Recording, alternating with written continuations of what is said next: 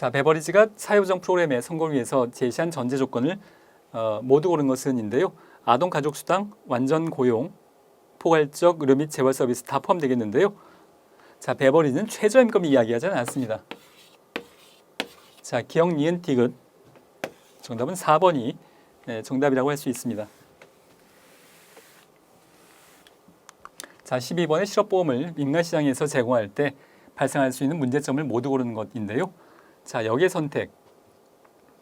그러니까 실업의 위험에 처한 사람이 더 많이 가입을 할 겁니다. 그리고 안정적인 사람은 가입을 안 하겠죠. 매월 납부하는 기여금을 내고 싶지 않아서. 그러니까 실업의 위험에 있는 사람만 가입하다 보면 재정에 문제가 생길 수밖에 없습니다. 역의 선택이 나타날 수 있고요. 또 가입자의 도덕적 해이가 발생할 가능성이 있습니다. 뭐 가입했으니까 내가 뭐 직장에서 잘하든 못하든 뭐 잘려도 괜찮아. 이렇게 생각할 수 있겠고요. 또 위험 발생이 상호 의존적이기 때문에 보험료율 계산이 어렵습니다. 특히 실업 같은 경우에 불황이 되면 실업이 다 같이 많아지고 호경기가 되면 다 같이 줄어들고 반대로 생각을 해보자면 교통사고는 해마다 그렇게 증감이 크지 않습니다. 그런데 실업의 경우에는 불황기가 되면 왕창 많아졌다가 또 괜찮아지면 호황기가 되면 왕창 줄고 이것을 예측하기 어려운 측면이 있어서 보험료율 계산이 어려워서 그래서 국가가 해야 된다는 말의 의미입니다. 이건 민간에서는 하지 않고 그런데 무임승차자 문제가 발생하지는 않아요. 자, 무임승차자라는 말의 의미는 뭐냐면 보험료 내지 않고 혜택을 보는 경우를 이야기하는 건데요. 민간에서 제공하는 보험인데 보험료를 내지 않는 상황은 원천적으로 발생하지 않습니다. 그러니까 무임이란 그 상황 자체가 발생하지 않기 때문에 무임승차자의 문제, 이용료는 기여하지 않고 보험료는 납부하지 않고 혜택을 보는 그런 상황은 뭐 발생하지 않습니다. 자, 정답은 기억, 니은, 디귿 4번에 해당이 됩니다.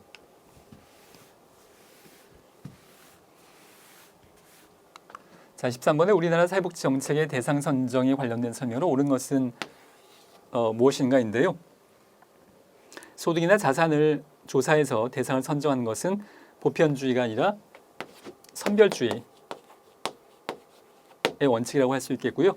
아동수당은 인구학적 기준을 적용한 제도인 것은 맞습니다. 이게 옳은 내용이라고 볼 수 있겠고요. 아동 얘기만 하면 누구나 아동수당을 받을 수 있는 거죠. 뭔가 자산조사를 해서 골라내고 이러지 않고.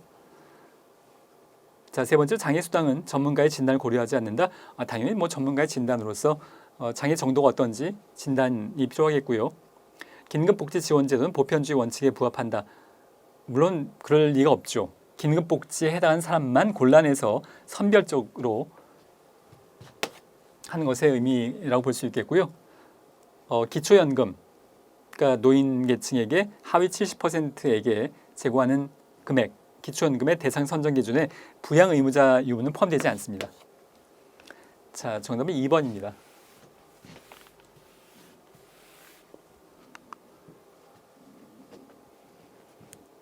자, 14번에 사회보험료와 조세 관련된 설명으로 옳은 것을 모두 고른 것은 무엇인가인데요. 정률의 사회보험료는 소득세에 비해서 역진적이라고 할 수 있겠고요. 자, 사회보험료는 조세에 비해서 징수에 대한 저항이 적습니다. 자, 일단 기억 좀 더 예를 들어보면 정률의 사회보험료, 국민연금 지금 4.5, 4.5에서 합의 9%. 자, 사회보험료 국민연금의 경우에 저소득이든 고소득이든 그냥 똑같이 9%인 겁니다. 소득 재분배에 관련돼서 누진적이지 않죠. 거기에 비해서 소득세는 일정 소득 이하는 사실 거의 안 냅니다. 거기에 비해서 최고 소득세 비율은 한 45% 정도라고 볼 수 있겠는데요. 45% 고소득자는 45% 내고 저소득은 내지 않고 국민연금은 고소득이나 저소득에 관계없이 다 9% 내고 두 가지를 비교해 봤을 때 정률의 사회보험료가 소득세에 비해서 역진적인 것이라고 볼 수 있겠습니다. 자, 사회보험료는 조세에 비해서 징수에 대한 저항이 적고요. 특히 건강보험료. 일단 본인이 아플 것의 가능성은 언제든지 열려있기 때문에 국민들의 이 세금 내는 것보다는 훨씬 더 저항이 적습니다. 소득세와 사회보험료 모두 소득이 높은 사람이 더 많이 부담을 합니다. 똑같은 비율은 똑같지만 소득이 높은 사람이 더 많이 부담하는 것은 사실이죠. 조세는 지불 능력과 관련이 되어 있는 것, 물론이겠습니다. 지불 능력과 관련돼서 조세가 높고 낮고, 소득이 적으면 안 내고 소득이 높으면 더 많은 비율로 내고, 이런 상황이 있기 때문에 기역, 니은, 디귿, 리을 다 맞는 내용이라고 볼 수 있겠습니다.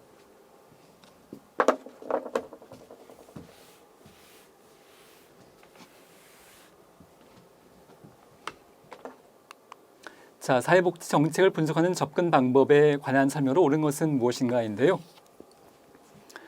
자, 산물 분석은 특정 정책이 시행된 이후에 그 결과를 분석 평가하는 것. 그 결과가 키워드고요. 이것은 성과 분석에 해당하는 것이라고 볼 수 있겠고요. 산물 분석은 정책이 형성되는 사회 정치적 맥락을 고찰하는 것. 자, 형성되는 과정에 대한 사회 경제적 맥락을 고려하는 건 이건 과정 분석입니다. 그 법이 어떤 사회 경제적 맥락을 통해서 결정됐는가, 정책이나 법이 장애인 차별금지법을 만들기 위해서 어떤 단체가 어떤 활동을 했고, 공청회 몇 번 했고, 경제단체에서 무슨 반대를 했는지, 신문에서는 또 뉴스에서 어떻게 그 반응을 보였는지, 국회에서는 누가 어떤 발언을 했는지, 이런 것들을 분석해 나가는 과정이 과정 분석이라고 할 수 있습니다. 성과 분석은 정책 결정이라는 정책 활동의 결과물에 대한 내용을 분석하는 것. 자, 정책 결정에 초점이 있는 거고요. 또 이것은 이제 산물 분석입니다. 과정 분석은 정책 기획 과정을 거쳐서 이끌어낸 정책 대안을 분석하는 것. 이것도 산물 분석에 대한 내용이라고 볼 수 있습니다. 자, 옳은 것은 뭐냐면 5번에 과정 분석은 정책 사정이 어떻게 이루어지는지를 이해하기 위한 목적에서 이루어지는 것. 그 과정상의 이해관계 집단들이 어떤 행동을 보였는지, 국회에서 어떤 조치가 있었는지, 행정부는 어떤 입장이었는지 이런 것들을 다각도로 살펴보는 것이 과정 분석에 해당하는 내용이라고 볼 수 있겠습니다.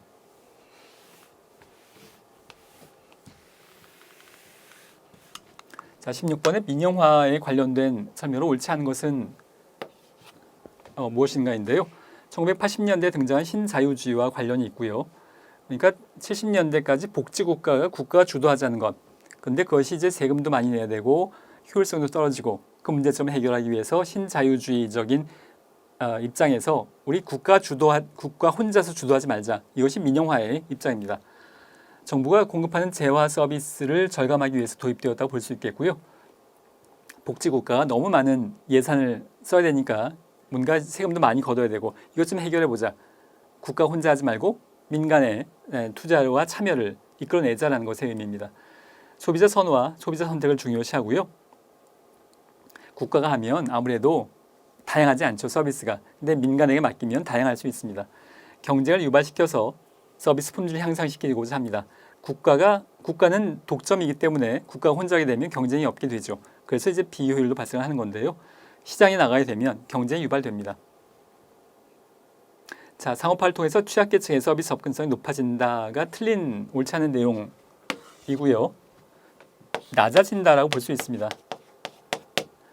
민영화가 가진 장점들이 여러 가지가 있지만 시장에서 민영화 상업화를 하게 되면 국가가 보장하는 것만큼은 서비스 접근성이 높아지지 않고 보장되기 어려운 측면들이 있습니다. 취약계층의 입장에선 뭔가 접근하기 어려운 상황들이 많이 발생하게 되죠.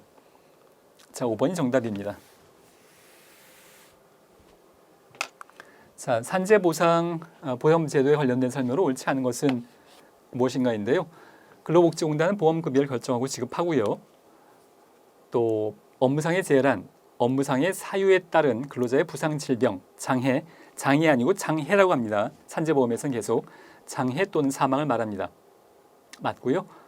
3번에 직장 내 괴롭힘, 고객의 폭언 등으로 인한 업무상의 정신적 스트레스가 원인이 돼서 발병한 우울증이라거나 정신적인 어려움, 이런 것들은 또 신체적인 질병이 발생할 수도 있고요. 이런 것들이 업무상 재해로 인정되지 않는다가 아니고 인정됩니다. 자, 옳지 않은 것은 3번이라고 볼 수 있겠는데요.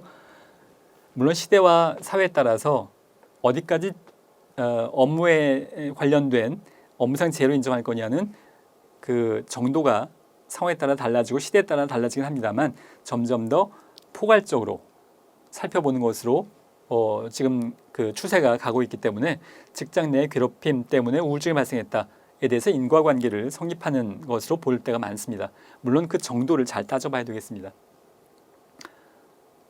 자, 정답은 3번이고요. 업무상 질병의 인정 여부를 심의하기 위해서 근로복지공단 소속의 기관에 업무상 질병 판정위원회가 있고 국민건강보험공단이 보험료를 징수하고 있습니다. 징수는 건강보험공단에서 통합해서 하고 있습니다.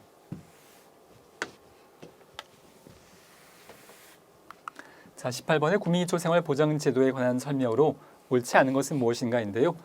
자, 국민기초생활보장제도는 보충성의 원칙에 근거하고 있어서 1인 가구 50만 원이 수급 기준이라면 30만 원 소득이 있어요.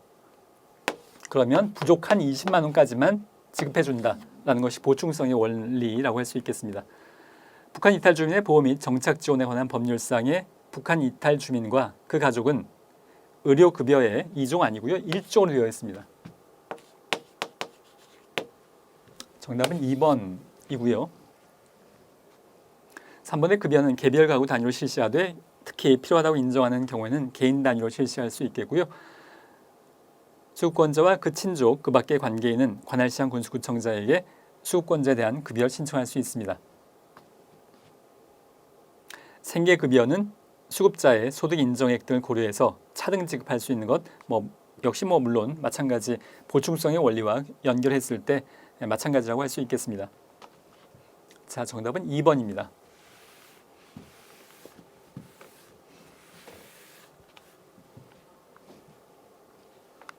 자, 19번에 공공부조 사회보험, 사회수당의 특성에 관련된 설명으로 옳지 않은 것은 무엇인가인데요.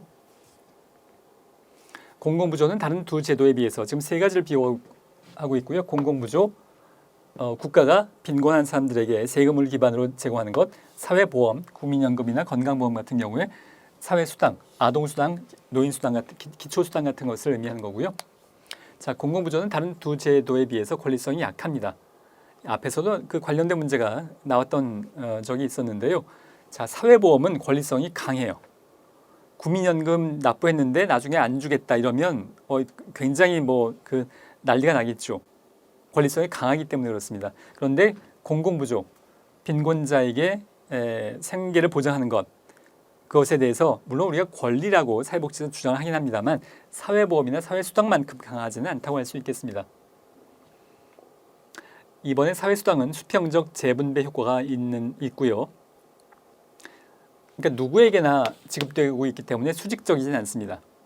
빈곤하던 이제 고소득이던 관여하지 않고 똑같이 지급하기 때문에 수평적 재분배라고 할 수 있겠고요.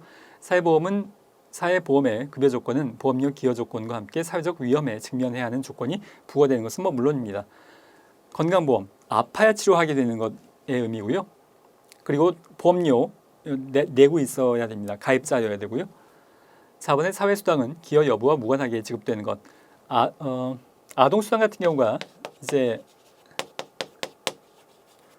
이 아동이 뭔가 기여를 해서 받는 게 아니라 누구나가 기여 없이 받게 되는 수당입니다. 자, 5번의 운영 효율성은 세 제도 중에서 공공부조가 가장 높다가 아니고 낮다입니다. 자, 정답은 5번이고요. 자, 운영 효율성 나오면 가장 낮은 이유가 다른 것보다 자산조사 때문에 그렇습니다.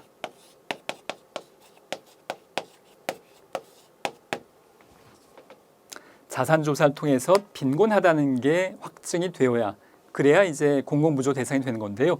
자산조사, 정말로 빈곤한지 알아보는 것 자체가 그 과정에 행정적인 비용과 시간과 노력이 많이 투여되기 때문에 그래서 운영 효율성이 떨어진다고 볼 수 있겠습니다. 정답은 5번입니다.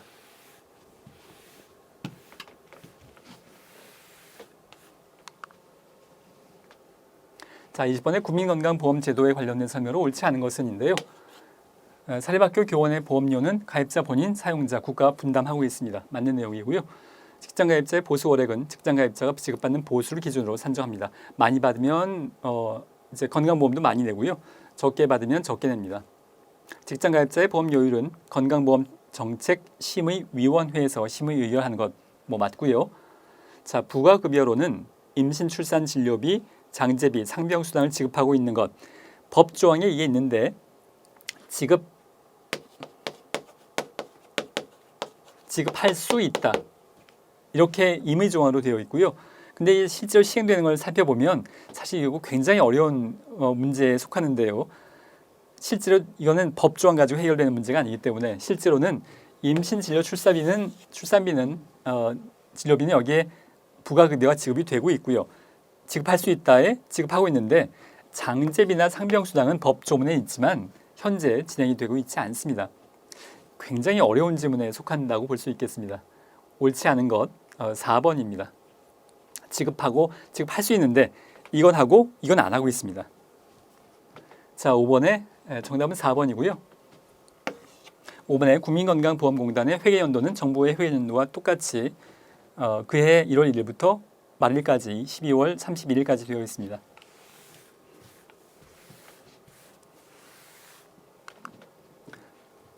자, 21번에 고용보험제도와 관련된 설명으로 옳은 것은 무엇인가인데요. 실업급여를 받을 권리는 양도 또는 압류하거나 담보로 제공할 수 없습니다. 이것은 뭐 당연하고요. 지금 기본적인 생계를 보장하기 위해서 지급하고 있는 건데 뭐 빚을 졌다고 해서 뭐 이걸 압류해 갈 수는 없습니다. 기초수급도 마찬가지라고 할 수 있고요. 자, 일단 정답은 1번인데 구직급여 일수는 대기간을 포함하지 않습니다. 보통 7일 정도를 산정하는데요. 포함하지 않고 있고요. 육아휴직 시작일로부터 3개월까지는 월 통상임금의 100분의 50에 해당하는 금액이 아니고 100분의 80에 해당하는 금액을 지급하고 있고요.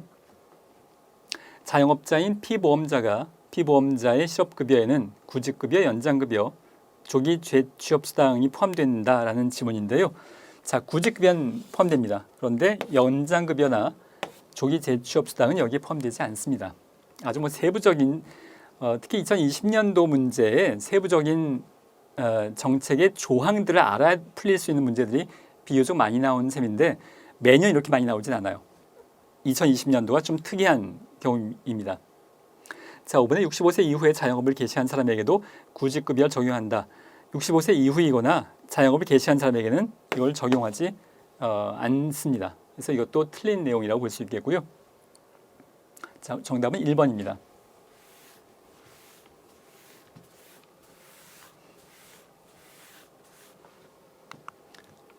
자, 22번에 우리나라의 근로장려 세제에 관련된 설명으로 옳지 않은 것은 무엇인가입니다. 이게 지금 세금과 관련된 제도이기 때문에 1번의 근로장려금 신청 접수는 보건복지부가 아니고 국세청입니다. 정답은 1번이고요. 자, 이제 나머지는 이제 맞는 내용일 텐데 근로 능력이 있는 빈곤층에 대해서 근로 의욕을 고취하는 것, 그리고 미국의 EITC 모델을 한 것. 그래서 아예 EITC라고 부르기도 해요. 근로장려금은 근로소득 외에 재산보유 상태 등을 반영해서 지급을 합니다. 근로 빈곤층에게 실질적 혜택을 제공해서 빈곤 탈출. 그러니까 내가 일을 하느니 기초수급을 받아서 의료보호와 함께 이게 나을 수 있다라고 생각하고 일을 아예 하지 않는 빈곤의 덫, 빈곤의 함정, 이 문제를 해결하기 위해서 근로장려, 근로를 하면 뭔가 혜택을 주겠다라는 것의 의미입니다.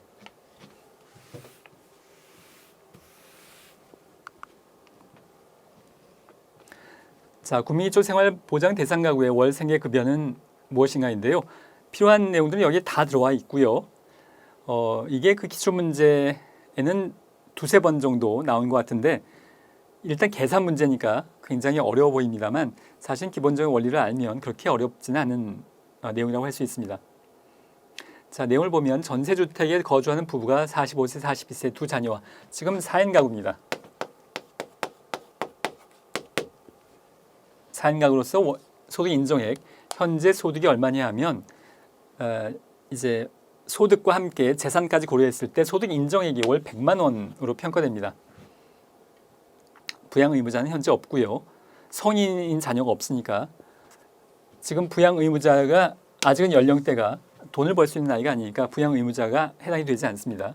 그런데 2019년도에 가구 규모별 기준 중위 소득이 아래와 같이 정해져 있는데 지금 1인, 2인, 3인은 볼 것 없고요. 4인 가구니까 460만 원을 봐야 될 텐데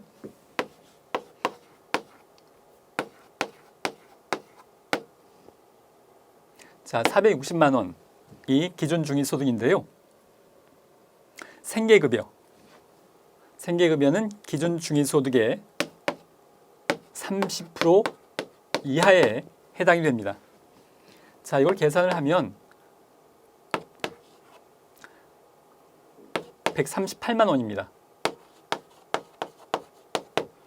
138만 원인데 그래서 여기 보기도 나와 있습니다만 138만 원을 이게 기준점이어서 근데 인정소득이 지금 현재 100만 원이 있어요. 보충성의 원리 현재 소득이 있다면 180만 원과 100만 원을 비교해서 뺀 38만 원만 지급하겠다가 보충성의 원리죠. 소득 인정이 없다면 138만 원 지급할 텐데 이게 지금 그 생계비의 빈곤선에 해당이 되는 거니까 근데 이미 소득이 인정소득액이 100만 원이 있다면 이건 빼고 보충하는 건 38만 원만 지급하겠다라는 것이 이 월 생계급여액의 산정 기준입니다. 정답은 2번입니다. 아마도 4번도 많이 선택하지 않았나 싶은데요. 2번이 정답에 해당이 됩니다.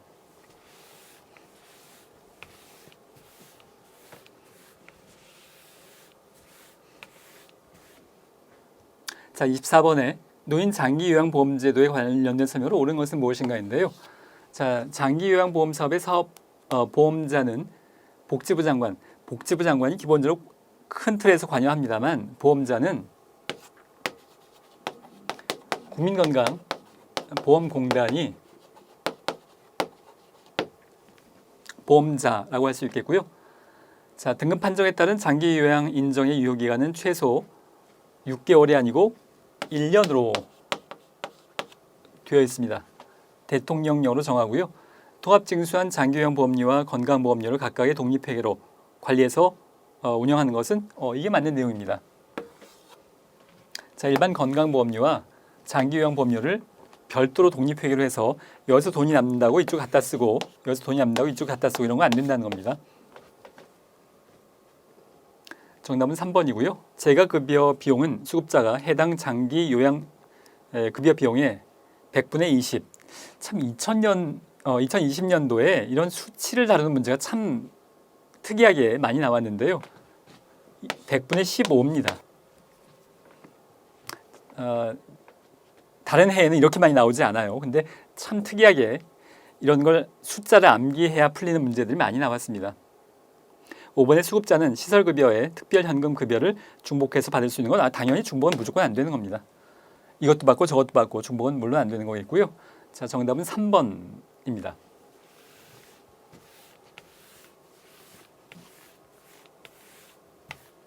자, 마지막 문제인데요. 기초연금 제도에 관련된 설명으로 옳은 것은 무엇인가입니다. 65세 이상의 모든 고령자에게 제공하는 사회수당 아니고요. 인정소득이 70% 이하인 경우 상위 30%는 지급하지 않습니다. 모두에게 제공하는 것은 아니고요.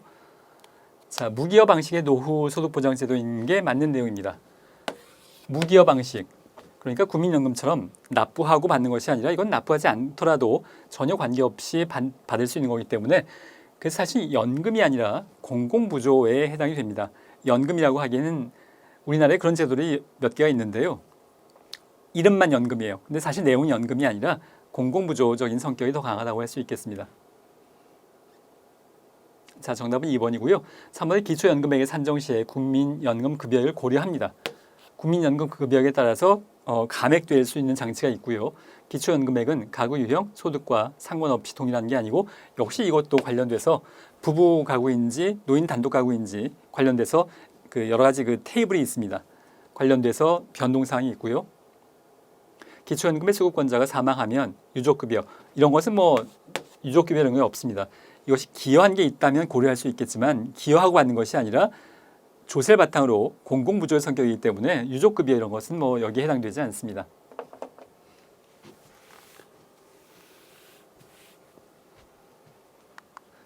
자, 여기까지 진행하겠습니다. 수고하셨습니다.